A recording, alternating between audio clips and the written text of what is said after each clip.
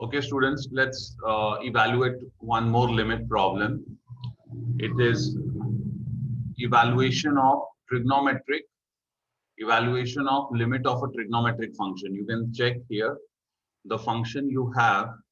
It has got trigonometric functions. See, 2 minus root 3 cos x minus sin x divided by 6x minus pi the whole square. And as we all know, evaluation of a limit problem, what does that mean?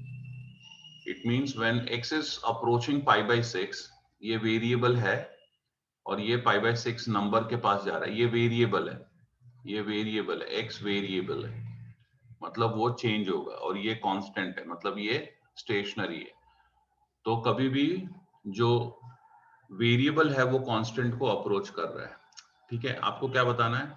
जब x pi by 6 number के पास जा रहा है तो given function कौन से number के पास जा रहा है.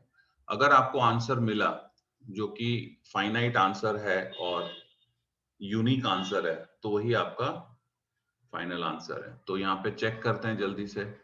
तो x pi by 6 के पास जा रहा है. देखो कितना प्रैक्टिकल सॉल्यूशन होगा. x pi by 6 के पास जा रहा है, मतलब ये pi by 6 के पास जा रहा है, राइट?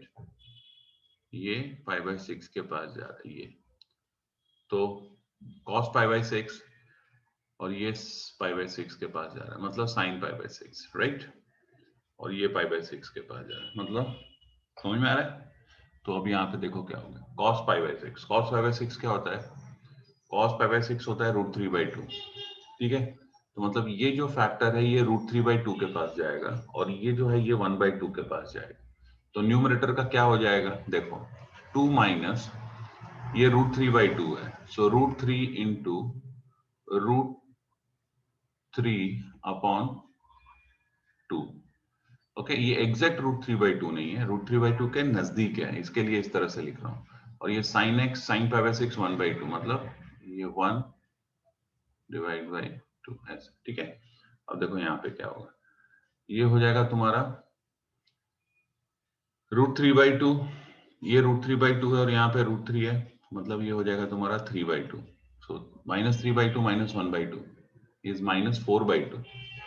तो देखो क्या हो गया. ये जो 2 है ये 2 ऐसे ही रहेगा, माइनस ये देखो ये हो गया तुम्हारा √3 इंटू √3, ये हो गया 3/2 माइनस 1/2.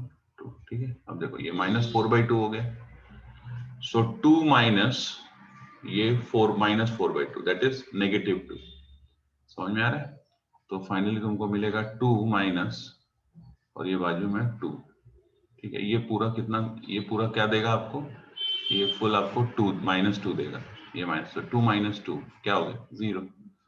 तो क्या दिख रहा है अपने को? अपने को दिख रहा है कि न्यूमरेटर 0 के पास जा रहा है. दिख रहा है? Numerator is approaching 0. ये अपने को पता चल गया. Very good. अब जरा डिनोमिनेटर की बात करते हैं. Numerator is approaching 0. अब जरा डिनोमिनेटर. x pi by 6 के पास जा रहा है, बाजू में 6 है, 6 और यहाँ पे 5 by 6 माइनस पाई. ठीक है, ये गया. तो ये हो जाएगा पाई के पास. Are you getting it? ये अप्रोच किसको कर रहा है? ये पाई को अप्रोच कर रहा है. ये पाई को अप्रोच करेगा. पाई माइनस पाई किसको अप्रोच करेगा? 0. तो ये 0 और ये न्यूमरेटर भी 0 था, तो क्या हो गया? 0/0 हो गया. और आपको मालूम है अगर 0/0 है तो वो आंसर नहीं है. तो वो आंसर नहीं है. अभी देखो यहाँ पर, वैसे मैंने पहले भी बताया है, एक बार फिर से बता देता हूँ. अगर समझो यहाँ पे ये प्रॉब्लम आपको दिया है, इसकी जगह पे अगर समझो आपको प्रॉब्लम इस तरह का दिया होता, ये प्रॉब्लम कुछ इस तरह का होता, जैसे यहाँ पे ये प्लस होता और ये भी प्लस होता, तो क्या फर्क पड़ जाता? देखते हैं, चलो. तब ये तो 2 है, न्यूमरेटर 2, और ये हो जाता तुम्हारा 2 प्लस √3/2 और मल्टीप्लाइड क्या है? √3 इंटू √3/2 माइनस 1/2. तो देखो क्या हो जाता, ये हो जाता तुम्हारा न्यूमरेटर हो जाता तुम्हारा 2 प्लस 3/2 माइनस 1/2. ओके, सो ये हो जाता तुम्हारा 2 प्लस 2/2 दैट इज 1 और न्यूमरेटर क्या होता है 3। न्यूमरेटर किसके पास जा रहा है 3 के पास जा रहा है। देख रहे हो अब 0 नहीं आ रहा है। जब आपने यहाँ पे प्लस कर दिया, जब आपने यहाँ पे प्लस कर दिया तो अब न्यूमरेटर 0 के पास नहीं जा रहा है। न्यूमरेटर कहाँ जा रहा है 3 के पास जा रहा है।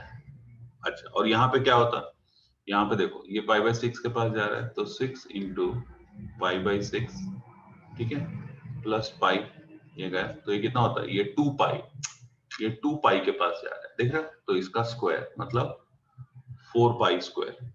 तो इस केस में हम क्या देख रहे हैं, क्या हमें 0/0 मिल रहा है? नहीं। Am I getting 0/0? No. What I'm getting? I'm getting answer as 3/4 pi square. So numerator जा रहा है 3 के पास और ये आंसर आएगा 4 pi square। यही आंसर है, यही आंसर है, लेकिन इसको थोड़ा ठीक से लिखना पड़ेगा। मतलब कैसे, आपको ये पूरा लिमिट न्यूमरेटर में डिस्ट्रीब्यूट करना पड़ेगा, यही लिमिट डिनोमिनेटर में डिस्ट्रीब्यूट करना पड़ेगा, फिर हर टर्म का लिमिट लिखना पड़ेगा और इसको वैसे सॉल्व करेंगे। इसका आंसर 3/4 पाई स्क्वायर आएगा। क्यों? क्योंकि हमें यहाँ पर क्या मिल रहा है, यहाँ पे हमें मिल रहा है प्लस और यहाँ पे है प्लस, यहाँ पे हमें 0/0 नहीं मिल रहा है। तो ये बहुत इंपॉर्टेंट है, हमेशा याद रखना। 0/0 मिल रहा है, इंफिनिटी अपॉन इंफिनिटी मिल रहा है, इंफिनिटी माइनस इंफिनिटी मिल रहा है। ये सब क्या है, ये सब इनडिटर्मिनेट फॉर्म है। 0/0 मिल रहा है, इंफिनिटी अपॉन इंफिनिटी मिल रहा है, इंफिनिटी माइनस इंफिनिटी मिल रहा है। ये सब अगर मिल रहा है तो ये सब क्या है, ये इनडिटर्मिनेट फॉर्म है, इसको अपने को इवेल्युएट करना पड़ता है। ठीक है, तो अब हम लोग ये प्रॉब्लम सॉल्व करेंगे। तो ये रहा आपका एक्चुअल प्रॉब्लम। यहाँ पे हमें 0/0 मिल रहा है। तो देखो मैं क्या करूंगा, मैं इस प्रॉब्लम को h में कन्वर्ट करूंगा। ओके, वेरिएबल, एक नया वेरिएबल इंट्रोड्यूस करूंगा जो कि h होगा। अगर आपको ये क्वेश्चन है कि सर आप ऐसा क्यों कर रहे हैं, तो देखो मैंने ऐसा नोट किया हुआ है, मैं आपको भी हिंट दे देता हूं।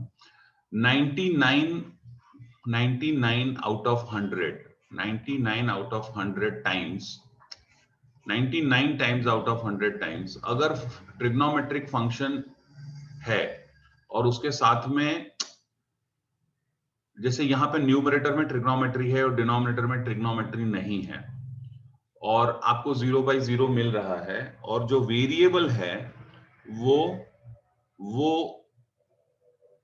0 अप्रोचिंग नहीं है, तो ऐसे प्रॉब्लम्स को सॉल्व करने के लिए हमें वेरिएबल चेंज करना पड़ता है। 99% टाइम्स ऐसा ही होता है।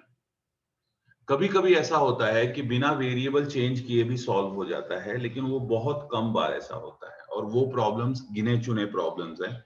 99 टाइम्स यही होता है। कैसा होता है, जैसे देखो न्यूमरेटर में ट्रिग्नोमेट्री है और डिनोमिनेटर में ट्रिग्नोमेट्री नहीं है, 0/0 मिल रहा है और वेरिएबल अप्रोचिंग 0 नहीं है, तो ये ऐसा ही होगा। ओके, तो देखो मैं क्या लिखता हूं, मैं यहाँ पे लिखूंगा as x tends to π/6 put x equals to π/6 plus h।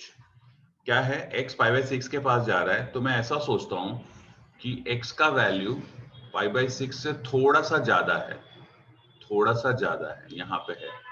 तो अगर x का वैल्यू थोड़ा सा ज्यादा है, इसका मतलब π/6 और x इन दोनों के बीच में थोड़ा सा डिफरेंस होगा, उस डिफरेंस को मैं h बोलता हूं। तो मैं क्या बोलता हूं, मैं बोलता हूं as x tends to π/6, क्योंकि x π/6 के पास जा रहा है तो x का वैल्यू मैंने π/6 से थोड़ा सा ज्यादा π/6 प्लस h ले लिया। अच्छा, आगे क्या होगा, मैं लिखूंगा as x tends to π/6 h tends to 0, क्योंकि x जो है वो तो कंटिन्यूअस आगे जाएगा, तो क्या होगा, ये जो h है ये डिमिनिश होता जाएगा, and the time will come that it will become very very very very very small, so we will call this as h tends to 0। अब देखो क्या होगा, अब ये पूरा प्रॉब्लम चेंज कर दूंगा मैं, I will change the limit problem। now see how does the limit problem become। तो यहाँ पे मुझे क्या मिलेगा, ध्यान से देखो, therefore the limit problem becomes, therefore the limit problem becomes, see what it becomes, it will become L equals to limit h tends to 0। ये क्यों, यहाँ पे x tends to π/6 था, तो मैंने लिखा है ना, जब x π/6 के पास जा रहा है h 0 के पास जा रहा है, so h tends to 0 और फिर this is 2 - √3 cos of pi by 6. Pi by 6 is cos of x. X is pi by 6 plus h minus sine of pi by 6 plus h divide by 6 pi by 6 plus h minus pi the whole square. You see this? अब देखो क्या होगा. Limit h tends to 0. आपको यहाँ पे मिलेगा 2 minus root 3 and here cos of a plus b. Cos a plus b क्या होता है? Cos a cos b minus sin a sin b. Cos pi by 6 cos h minus sin pi by 6 sin h. Cos a cos b minus sin a sin. यहाँ पे होगा sin of a plus b. That is sin pi by 6 cos h plus cos pi by 6 sin h. ये 6 अंदर multiply करो, सो ये हो जाएगा तुम्हारा 6 cancel, pi plus 6h minus pi the whole square. This pi will cancel, you will get 6h. This pi will cancel and you will get 6h. Okay. So next step, limit h tends to 0 and you have here, see, 2 minus root 3 inside the bracket. See, cos pi by 6 is root 3 by 2. Root 3 by 2 cos h minus 1 by 2 sin h minus inside the bracket you have 1 by 2 cos h plus root 3 by 2 sin h, and this 6h the whole square. It will become 36h square. It will become 36h square. Okay. So next step you get is, therefore L equals to, so the next step will be this. And how do I get this step? What did I do? I multiply this root 3 inside the bracket with this term and this term. This gets me minus 3 by 2 cos h plus root 3 by 2 sin h. And then later what I did, I opened the bracket, so this negative sign would change both the signs. So minus 1 by 2 cos h minus root 3 by 2 sin h. Now what happens is, these two cancel. See, minus root 3 by 2 sin h and plus root 3 by 2 sin h, they cancel. So this is positive, this is negative, they cancel.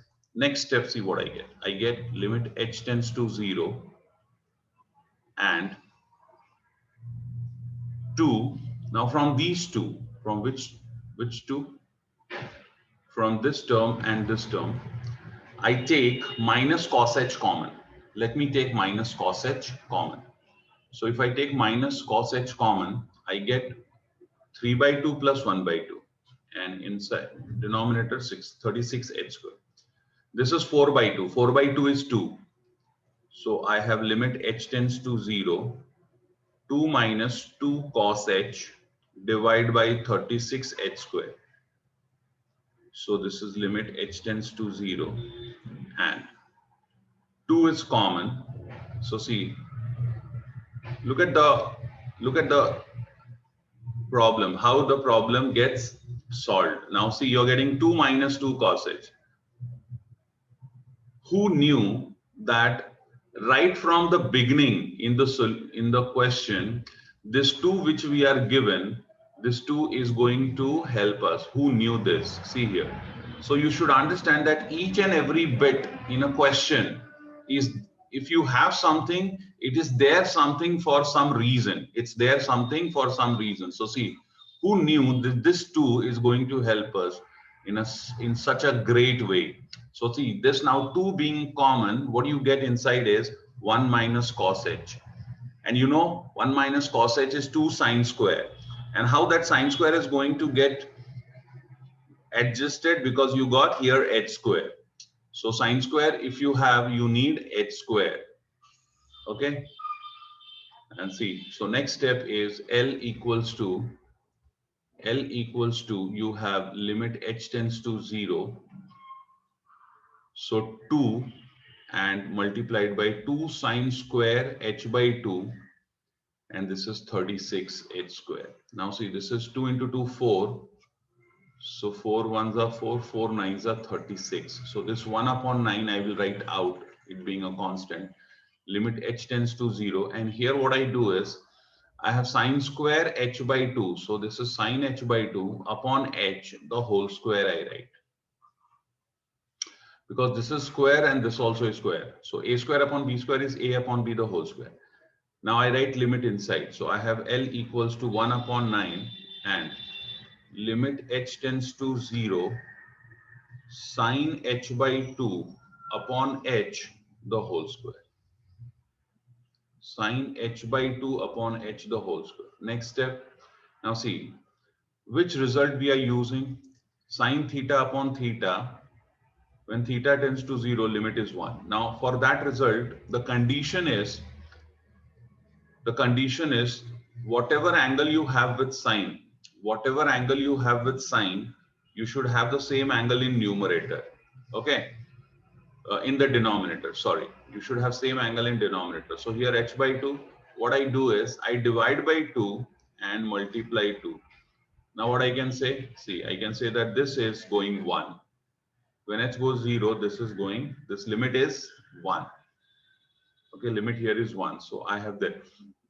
I'll write, since h tends to 0, therefore h upon 2 tends to 0. Therefore using limit theta tends to 0, sine theta upon theta equals to 1. Therefore we get what we get, you get, therefore we get here L equals to 1 upon 9, 1 upon 9. Inside the bracket you get 1 into 1 by 2 the whole square. 1 into 1 by 2 the whole square. That is 1 upon 9 into 1 upon 4. Answer is 1 upon 36. This is your final answer. I hope you all followed it. Watch the whole thing once again and solve this. So these are 3 problems that you will try. As I solved the earlier one, you can try these 3 problems. Okay. I'll do one thing. From these 3 problems, I shall take this one for you. Now, the reason for taking this is that this problem can be solved in both the ways. What do I mean by that? See, here what I will do is I will change the problem to a new variable h. I will introduce h, and this h will tend to 0 when x will approach pi by 4. So when x approaches pi by 4, h tends to 0. Here I will do that. And here also I'll do the same thing. I will change the whole problem to h. What I will say as x tends to pi by 2, h tends to 0. Okay. So when I will do this here, I will have to put x as pi by 2 plus h. x pi by 2 के पास जा रहा है, तो x का value pi by 2 से थोड़ा सा ज्यादा लूंगा. यहाँ पे मैं लूंगा x equals to pi by 2 plus h, और यहाँ पे मैं लूंगा x equals to pi by 4 plus h. Okay, ये दोनों प्रॉब्लम ऐसे सॉल्व होगा. अभी जहां तक इस प्रॉब्लम का सवाल है, ये वाला, ये दोनों तरह से सॉल्व हो सकता है. मतलब मैं इसको चाहूं तो h में कन्वर्ट करके भी सॉल्व कर सकता हूं, और अगर मैं चाहूं तो इसको बिना h में कन्वर्ट किए सॉल्व कर सकता हूं. तो मैं एक काम करूंगा, ये मैं अभी सॉल्व करता हूं. देखो, इसको मैं बिना h में कन्वर्ट किए सॉल्व करूंगा. अभी तुरंत आपके लिए सॉल्व करता हूं. देखो, so here I will begin. The question is 7.5 का second का fourth. So I will write L equals to limit x tends to a. X tends to a. Here I have x minus a in the denominator. देखो, जब x a के पास जा रहा है तो denominator कहाँ जा रहा है? 0 के पास. And here I have sine of root x minus sine of root a. Sine of root x minus sine of root a. अभी देखो इसको मैं कैसे सॉल्व करूँ. यहाँ पे x tends to a है, सॉरी। सो आप चेक कर सकते हैं, आपको मालूम है लिमिट इवैल्यूएट करने का मतलब क्या है। जब x a के पास जा रहा है, आपको बताना है ये फंक्शन ऑफ x कहां जा रहा है। देखो जब x a के पास जाएगा, जब x a के पास जाएगा तो ये रूट a के पास जाएगा, साइन रूट a, और बाजू में क्या है, साइन रूट a ये, तो ये हो गया आपका 0 के पास न्यूमरेटर। जब x a के पास जाएगा तो ये a के पास जाएगा, a माइनस है 0 के पास, ये आ गया 0/0, और ये इनडिटर्मिनेट फॉर्म है। तो क्या करेंगे हम लोग, इसको सॉल्व करने के लिए अपने को दो तरीका है, या तो वही बेसिक, या तो तुम जीरो अप्रोचिंग फैक्टर कैंसिल करो, और नहीं तो तुम, या तो तुम जीरो अप्रोचिंग फैक्टर को कैंसिल करो, और नहीं तो तुम रिजल्ट अप्लाई करो। तो मैं क्या करूंगा कि मैं यहाँ पे रिजल्ट अप्लाई करूंगा, क्योंकि फैक्टर अप्रोचिंग जीरो कैंसिल नहीं होगा। क्यों नहीं कैंसिल होगा, क्योंकि यहाँ पे न्यूमरेटर में ट्रिग्नोमेट्री है और डिनोमिनेटर में ट्रिग्नोमेट्री नहीं है। फैक्टर कैंसिल करने के लिए दोनों लाइक होने चाहिए ना, दोनों लाइक फंक्शन होने चाहिए। जैसे एल्जेब्रिक कैंसिल होता है, ट्रिग्नोमेट्री कैंसिल होता है, यहाँ पे नहीं हो। तो मैं क्या करूंगा, देखो यहाँ पे मैं यहाँ पे नेक्स्ट स्टेप में क्या लिखता हूं, ध्यान से देखिए। Limit x tends to a, okay, यहाँ पे मैं लिखता हूं root x square minus root a square. x को मैंने क्या लिखा, रूट एक्स स्क्वायर। अच्छा ऊपर देखो, ऊपर sine minus sine, sine minus sine, I will apply factorization formula. If you remember, sin c minus sin d, sin c minus sin d. So sin minus sin is 2 cos sin. What it is? Sin minus sin is 2 cos sin. Sin minus sin is 2 cos sin. और अगर यहाँ पे plus होता तो 2 sin cos हो जाता, अगर plus होता तो 2 sin cos। यहाँ पे पहले वाले के साथ c plus D by two, दूसरे वाले के साथ c minus D by two लिखेंगे। Okay, so sine minus sine is 2 cos sin. So here I will get 2 cos sin c plus d by 2. So here I will get root x plus root a upon 2, and this is root x minus root a upon 2. Okay, next step. Limit x tends to a, and see here down what I get. I'll get root x minus root a into root x plus root a, and here I have 2 cos root x plus root a upon 2 into sin root x minus root a upon 2. देखो अब time आ गया है अपने पास में, जो पहले था ध्यान से देखो, यहां पे जो तुमने पहले देखा था ये वाला, ये जो तुमने पहले देखा था, इसमें और इसमें दोनों के फॉर्म में डिफरेंस है। They have different form. देखो यहां पे ट्रांसफॉर्मेशन हुआ है, यहां पे मैंने फॉर्म को चेंज किया है। सो ये एक्चुअली मैंने क्या किया है, ये मैंने ट्रांसफॉर्म किया है। दोनों का फॉर्म डिफरेंट है लेकिन दोनों अभी भी इक्वल है, दोनों भी एक ही है। अच्छा, क्या ट्रांसफॉर्मेशन किया है मैंने जो नीचे मैंने लिखा है उसमें फैक्टर्स ज्यादा हैं, फैक्टर्स देख रहे हो। यहां पे क्या था, sine root x minus sine root A, actually यहाँ पे एक ही फैक्टर है, यहाँ पे भी एक ही फैक्टर है नीचे, लेकिन यहाँ पे मैंने क्या किया, देखो अब 3 फैक्टर है मेरे पास, यहाँ पे मेरे पास 3 फैक्टर, नीचे मेरे पास 2 फैक्टर। तो याद रखना, लिमिट्स इवैल्यूएट करने के लिए ज्यादा से ज्यादा फैक्टर्स को आपको इवॉल्व करना पड़ेगा।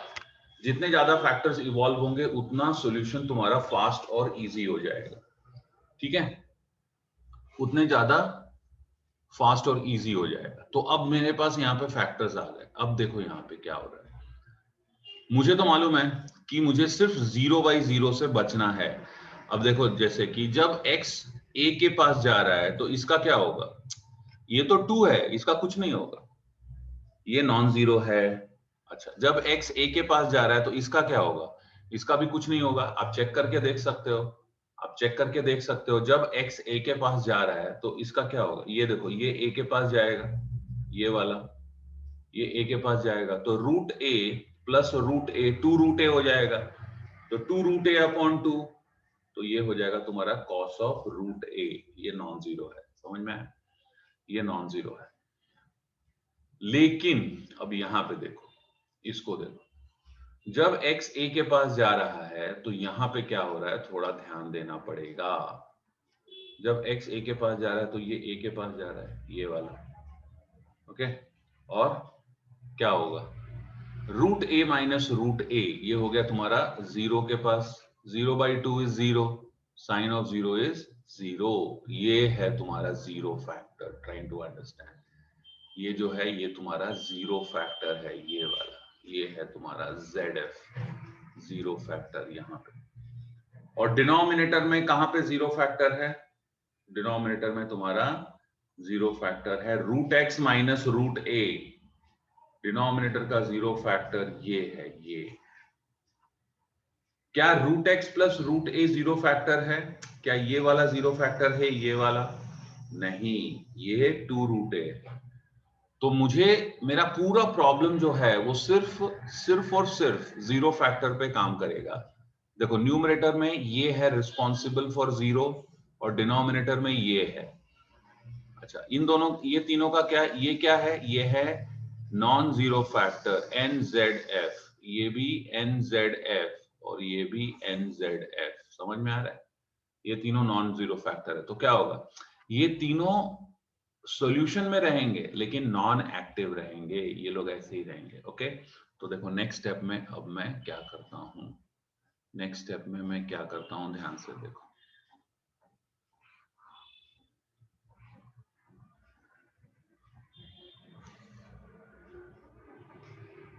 So I will write therefore L equals to limit x tends to a, जितने भी नॉन जीरो फैक्टर है मैं सब साथ में लिख देता हूं, cos of root x plus root a upon 2 divide by root x plus root a, और जो जीरो फैक्टर है sine of root x minus root a upon 2 upon root x minus root a।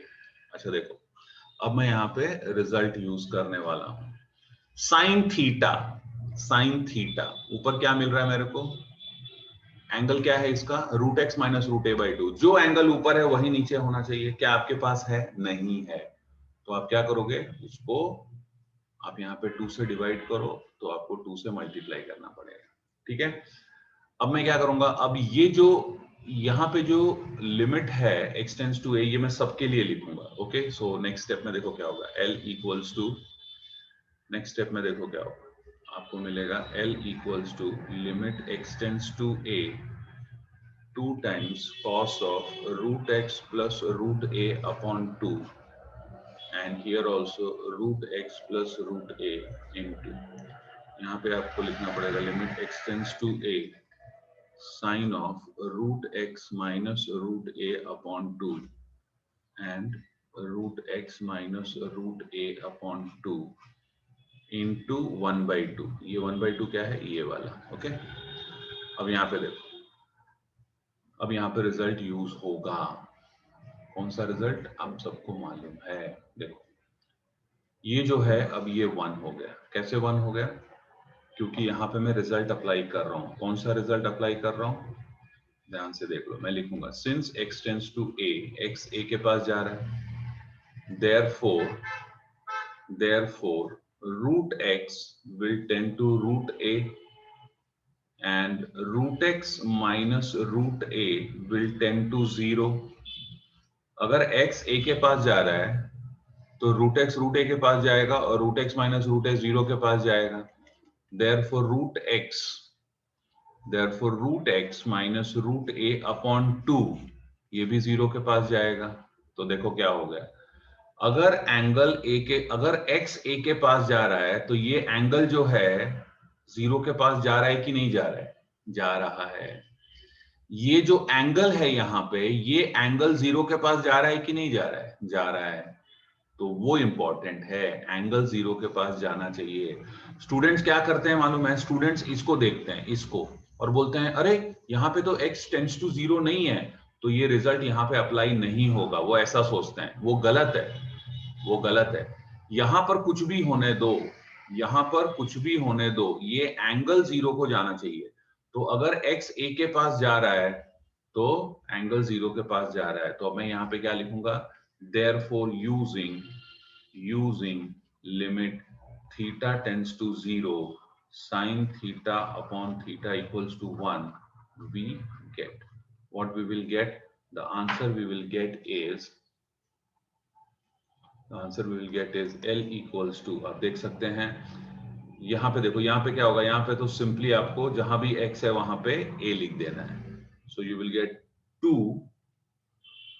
2 cos of root of a plus root of a by 2 upon root of a plus root of a plus root of a into, यहाँ पे होगा ये वाला part 1 into 1/2, 1 into 1/2। अब देखो क्या होगा, okay. सो अच्छा, ये 2 और ये 2 कैंसिल मत करना प्लीज, क्योंकि ये एंगल के अंदर है ये 2, ओके। वो उधर कैंसिल नहीं होगा, वो उधर कैंसिल नहीं होगा। यस, ये 2 इसके साथ कैंसिल होगा, इसके साथ कैंसिल, आपको मिलेगा cos of 2 root a upon 2 divide by 2 root A, root A plus root A 2 root A. देखो ये दोनों कैंसिल होगा, तो फाइनल आंसर है आपका cos of root a upon 2 root a। This is the final answer. Okay, I hope आप लोगों को समझ में आएगा। एक बार फिर से देखिए, इसको वापस देखिए, वापस सॉल्व करिए। Now we will begin with limits of exponential functions. Limit of exponential function.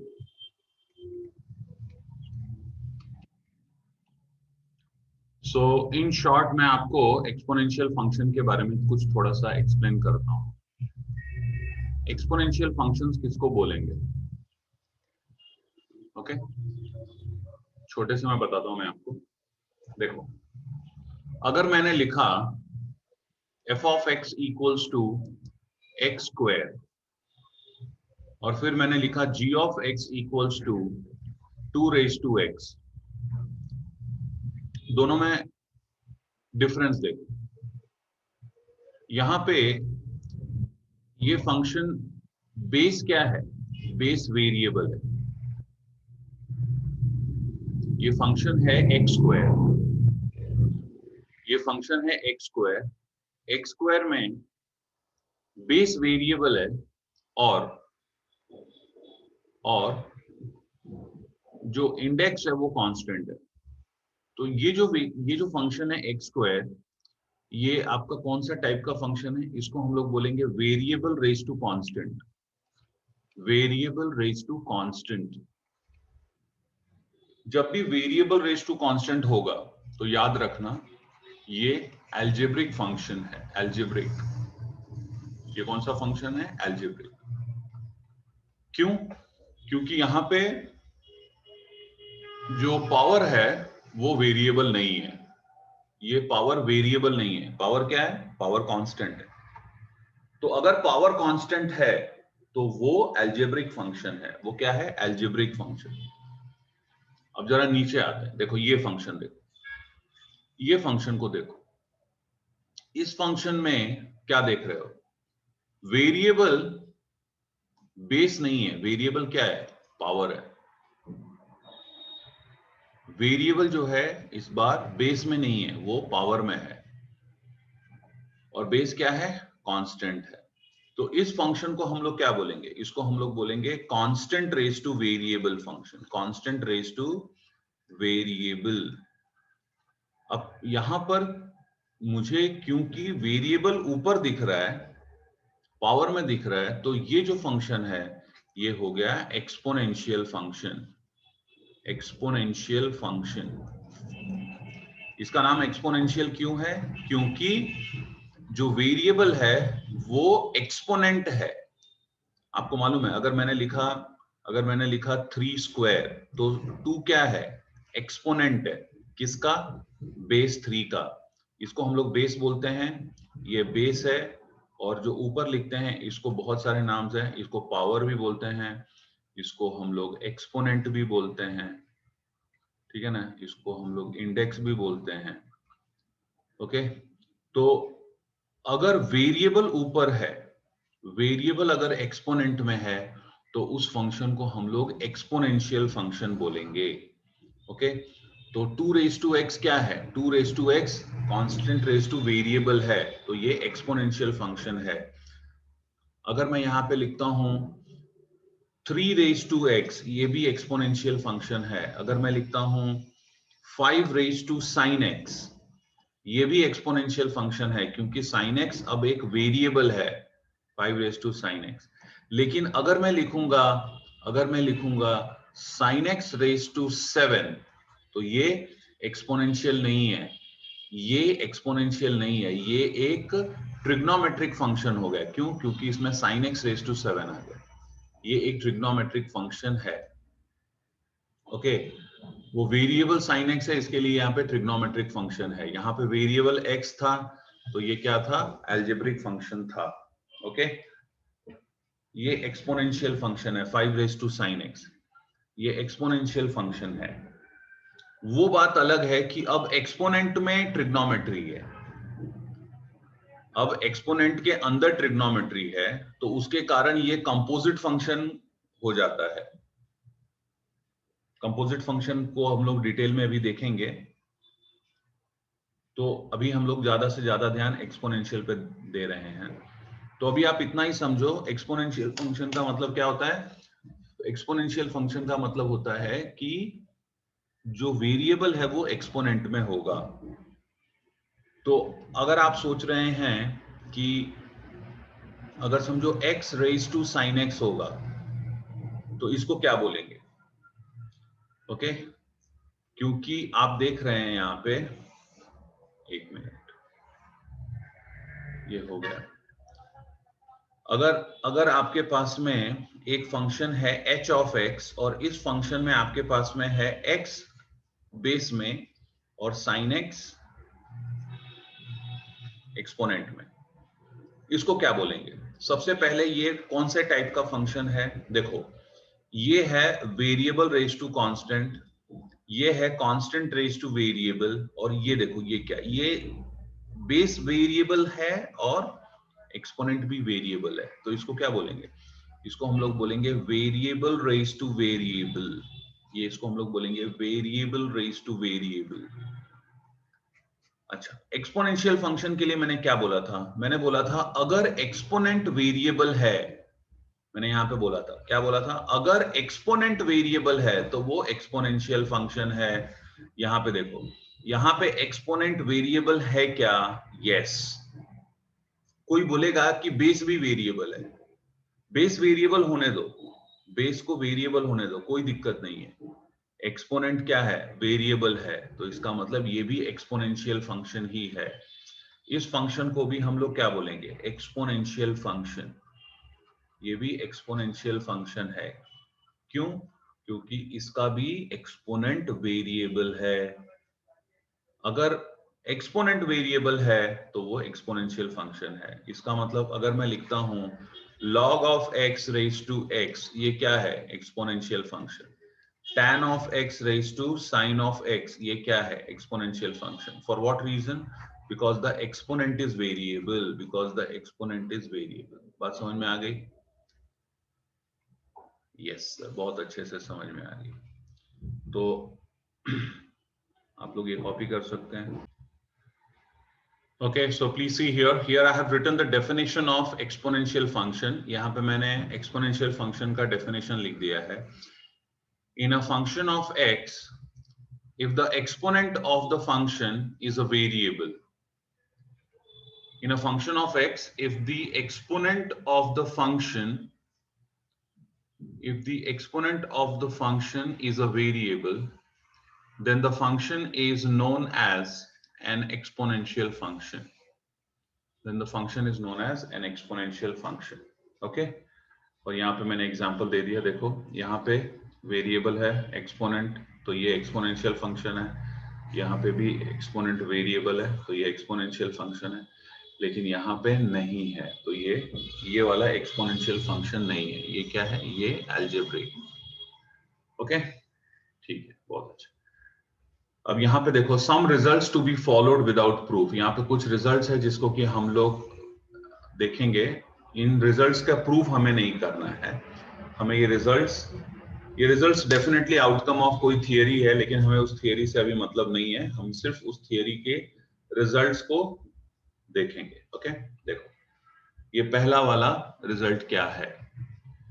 Definitely ये सारे रिजल्ट्स हम कहां पे यूज करेंगे, जब हम एक्सपोनेंशियल फंक्शंस के लिमिट इवैल्यूएट करेंगे तो हम ये सारे रिजल्ट्स यूज करेंगे। देखो यहाँ पे पहला वाला देखो, बहुत इंटरेस्टिंग है ये पहला वाला। देखो पहला वाला ऐसा है, जब x 0 के पास जा रहा है, when x tends to 0, और यहाँ पे तुम्हारे पास में फंक्शन है, ये फंक्शन कौन सा है, ये एक्सपोनेंशियल फंक्शन है।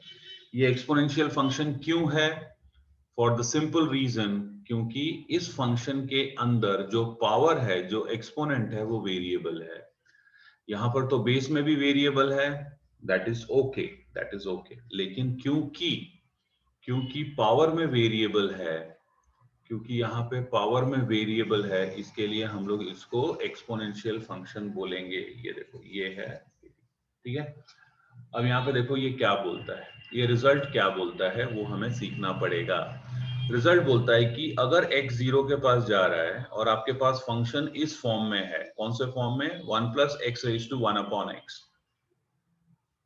तो फंक्शन f of x अगर 1 + x raised to 1 upon x है, तो ये फंक्शन का वैल्यू इस नंबर के पास जाएगा। अब ये e क्या है ये मैं आपको बताता हूं। e क्या है, e एक नंबर है जो 2 और 3 के बीच में होता है, 2 और 3 के बीच में होता है। e एक इरैशनल नंबर है, इरैशनल नंबर।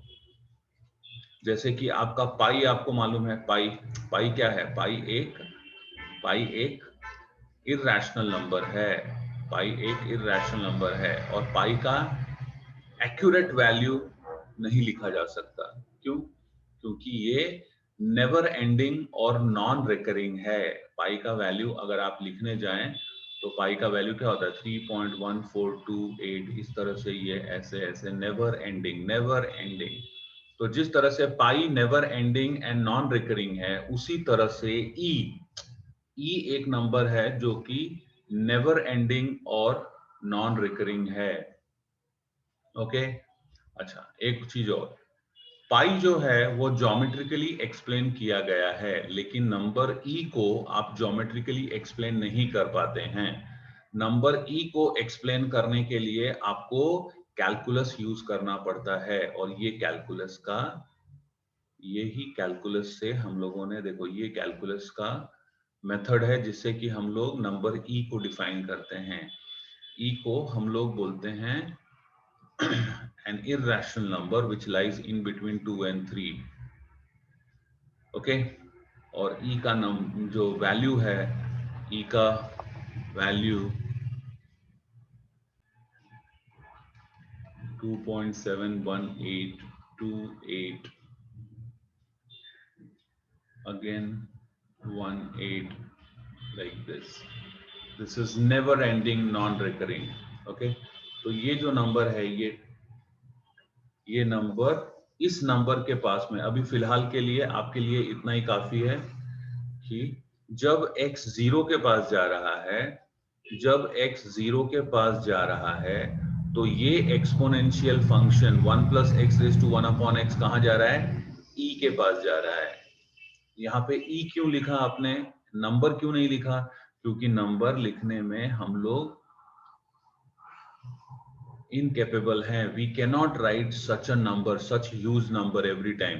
जैसे आप पाई लिखते हो, पाई का वैल्यू अप्रोक्सीमेट वैल्यू 22/7 लिखते हो, पाई का एग्जैक्ट वैल्यू तो लिखते नहीं आप कहीं पे, आपने ये सिंबल यूज किया है उस नंबर के लिए, जो पाई एक्चुअल वैल्यू है उसके लिए आपने ये सिंबल यूज किया है।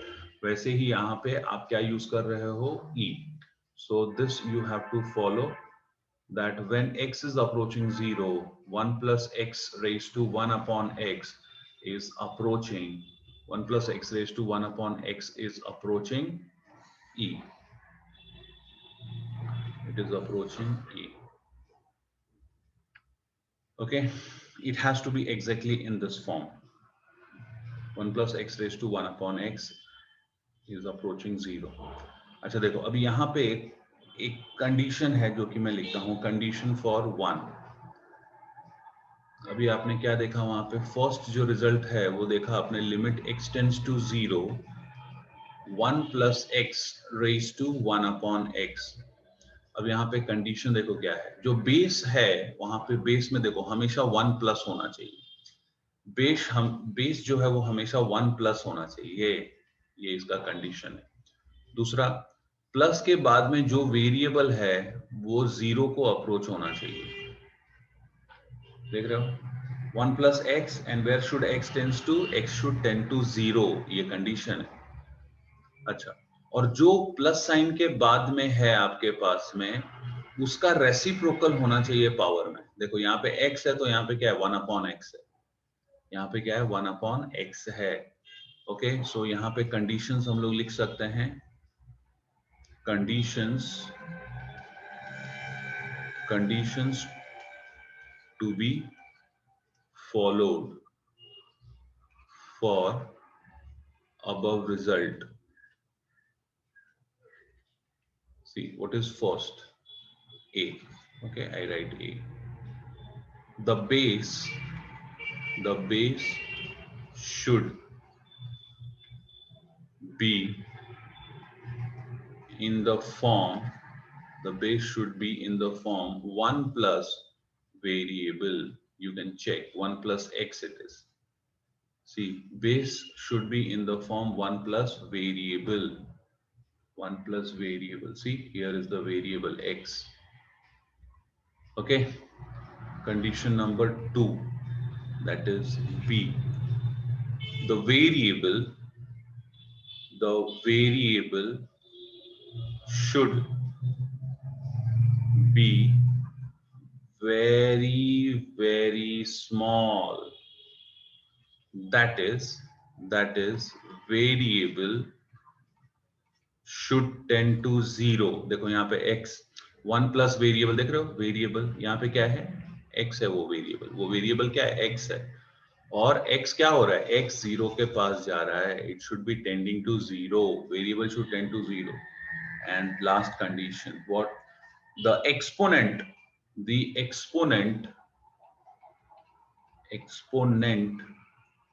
should be 1 upon variable. जो प्लस साइन के बाद में वेरिएबल है आपके पास, यहाँ पे ये प्लस साइन के बाद में जो वेरिएबल है उसका रेसिप्रोकल होना चाहिए 1 अपॉन एक्स। तो अगर वेरिएबल है तो 1 upon variable. This are the conditions. If you have these conditions, you can write this to be equal to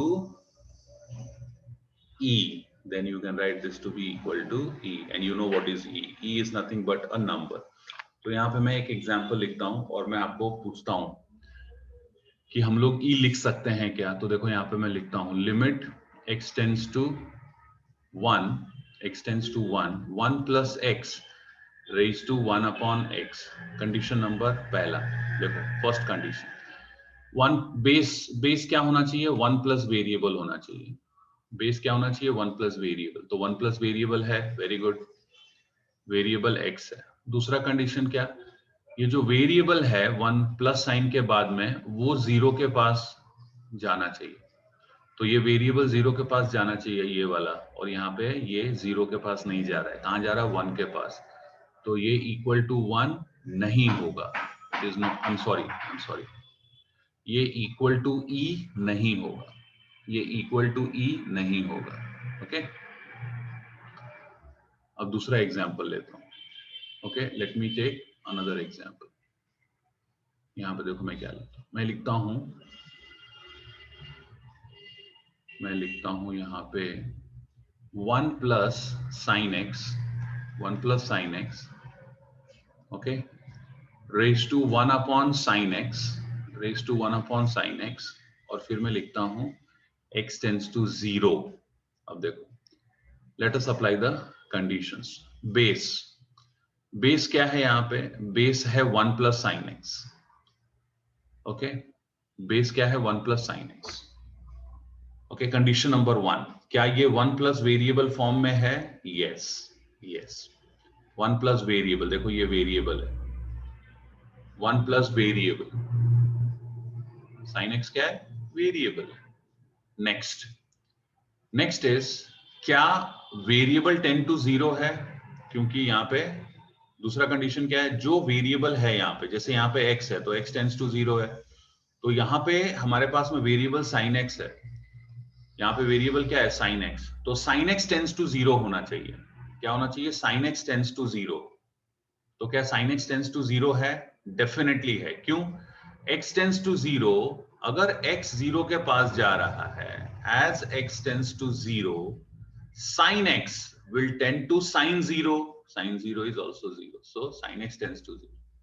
अगर x 0 के पास जा रहा है, सोचने वाली बात है, अगर x 0 के पास जा रहा है तो इसका मतलब ये 0 के पास जा रहा है, और अगर ये 0 के पास जा रहा है, सोचो अगर ये यहाँ पे 0 के पास जा रहा है, इसका मतलब साइन 0 का वैल्यू तो 0 ही होता है, वो 0 के पास जाएगा, तो दूसरा कंडीशन भी सेटिस्फाई हो गया। तीसरा कंडीशन क्या है, जो प्लस साइन के बाद में है उसका रेसिप्रोकल होना चाहिए पावर में, तो यहाँ पे साइन एक्स है तो ऊपर 1 अपॉन साइन एक्स, यस, तो इसका मतलब यहाँ पे हम लोग लिख सकते हैं, इसका लिमिट वैल्यू क्या होगा, इसका लिमिट वैल्यू हम लोग लिख सकते हैं equal to E. We can apply the result, देखो ये रिजल्ट यहाँ पे अप्लाई हो गया और इसका आंसर ई है। Okay, I hope you all followed this, इसको आप जल्दी से कॉपी कर लेंगे।